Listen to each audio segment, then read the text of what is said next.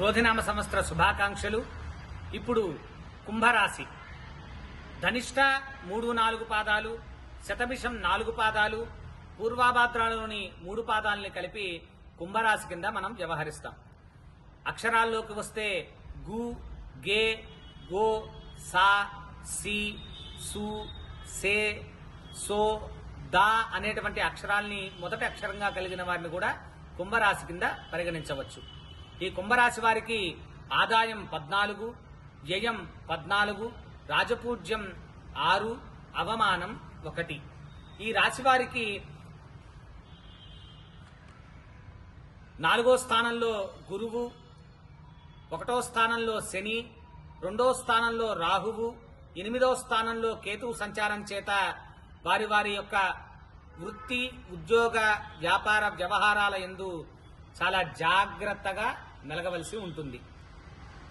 మనస్సు, చంచల బుద్ధి, అనారోగ్యత, చెడు సహవాసము, స్థిరత్వం లేకపోవడం, అపకీర్తి, ధన వ్యయము, స్థానచలనము, కలహాలు, మనోవిచారము, బంధుమిత్ర విరోధము, దుఃఖము, శరీర పీడ, స్థానచలనములు, అలానే కలహాలు, తరచూ ప్రయాణములు, ప్రయత్న కార్యములు చెడుట, శస్త్రచికిత్సలు, రుణ విచారమైనటువంటి బాధలు చాలా అధికంగా ఉండేటువంటి అవకాశం ఉంది కుంభరాశి వారికి.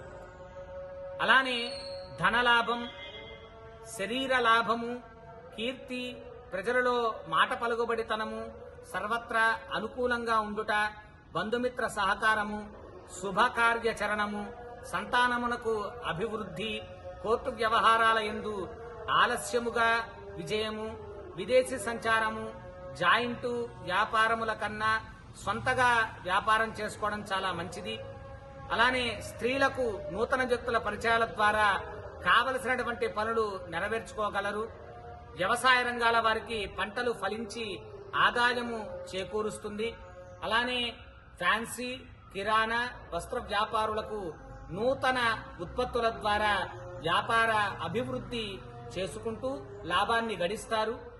అలానే మద్యం, పత్తి వ్యాపారులు ప్రజా సహకారం అధికంగా ఉంటుంది. అలానే సినీ రంగ కళాకారులకు ప్రజలలో మంచి గుర్తింపు కలుగుతుంది.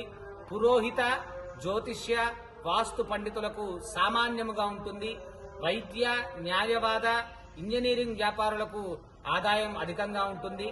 ఈ రాశివారు దైవ దర్శనము, ధర్మకార్యాచరణ చేయడం చాలా మంచిది. తీర్థయాత్రలు చేయడం ద్వారా కూడా మంచి ఫలితాన్ని పొందుతారు.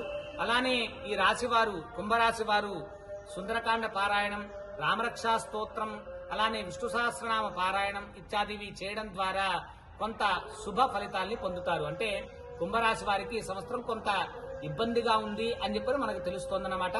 కాబట్టి జాగ్రత్తగా ఉండడం మంచిది. ఇది కుంభరాశి వారి యొక్క ఫలితం.